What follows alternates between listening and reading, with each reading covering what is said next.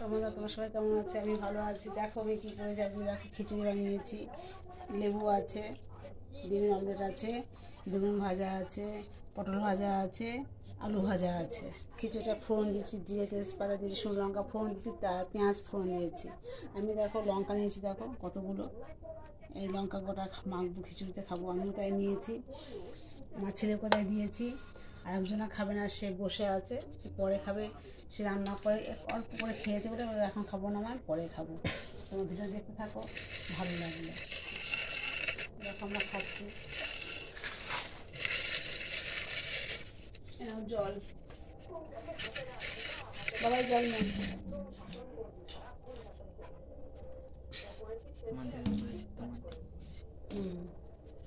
খাবি এখন? না খাস তা পরে খা। দিয়ে দাও না, যখন খুশি তখন খাবো। তো খিচুড়ি খেয়েছে তো এখন যখন খুশি তখন খাক, না খাক আমার দেখা দরকার নেই।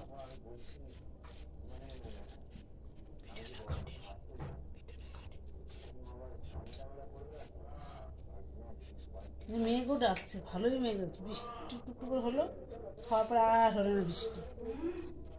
একটু গরম গরম বাইরে ঠান্ডা।